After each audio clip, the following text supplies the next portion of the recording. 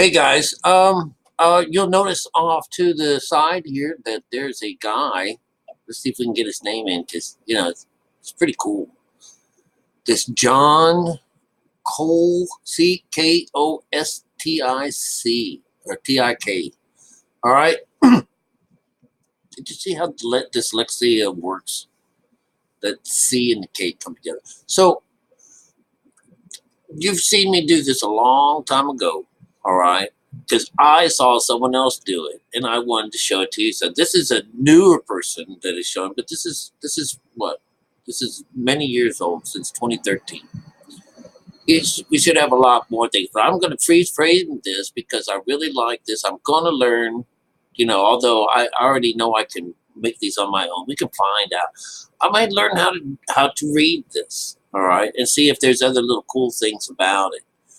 But I did this with you guys. This is the idea that at the beginning of the Bible, in the words itself, it says "in beginning." All right, no "the" or anything like that.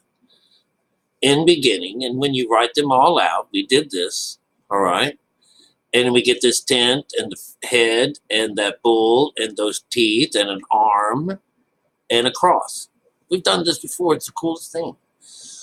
But this guy, he's just, oh, this is God. This is God. Thank you, God. This is beautiful. So he's talking about this being at the beginning, and it's also towards the end. It's what happens is the end and the end of times with Jesus. Well, the idea here, if you haven't heard or haven't seen any of this, let's check this out real quick. All right. So you see, Lord's a cross, which you put your mark, your talk.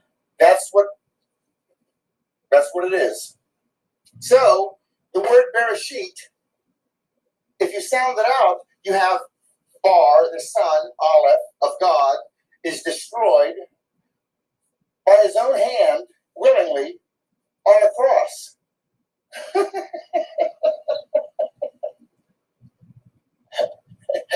And the atheist say there's no God, and that man wrote the Bible. He does this with every word, people. Every word. Anyway, that's just really cool. And remember, this is the word in beginning, Bereshit. And what's really all right, so yes, so what it is he's talking about that he can clarify this by saying this at the very beginning, that this is about how things are going to end. But in reality, this is where we come in, okay? Because this is really cool how the Hebrew letters does this to us, all right? Does this, has this wonderful way of writing. But we know that the tent, the Son of Man, is the person that's going to enter the tent because you are the Son of Man. Forbid that there's no real person out there that's playing the part of the Son of Man. Everyone is the image of this Jesus. Everyone has the ability to do what I did, was to go inside and destroy myself. Those are the teeth in there. That you're going to do this on your own free will. That's what we just learned, is that he's going to do it on his own. That is, but we know in reality that God makes him do this. It's God's will, not his own.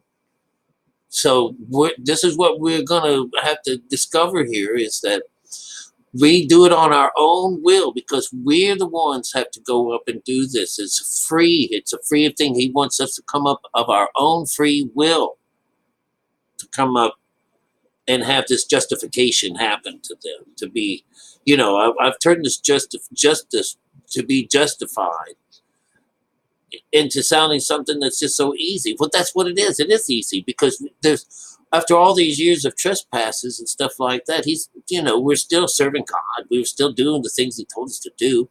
And so when he doesn't kill us, doesn't hurt us, doesn't do anything, he saves us. And God is made whole. And it's all a beautiful thing. And it does happen by itself. It can't. Those of you that are waiting around for this to happen, good luck. That's some poverty. You may just fall for anything that shows up out there. but not his elect, because elect knows better than that. God has given us a knowledge that's a little bit above that, of just what people can see and make out of with their own eyeballs.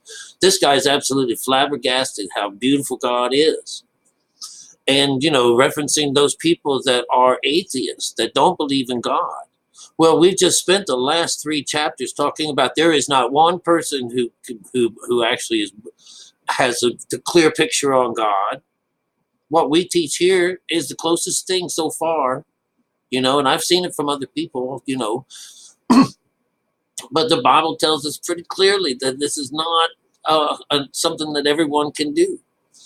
And so this guy is still just wrapped up in the folly, like, oh my God, And but believe it or not, the believer and the non-believer in this are in the same boat, because neither of them have any knowledge of them whatsoever of God. Not enough of it to have any kind of conversation that's worthwhile in any way, shape, or form. That's the point of it, is that, here we are. These are teachers. They're teachers. It's the story says, so you teach this, you teach this. Do you do it? Huh? Do you realize that tent has about meditation? Have you got that in there?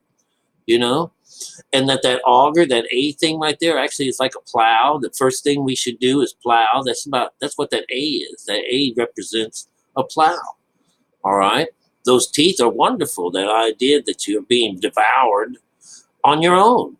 We are the bread of life, and we're being consumed. All right?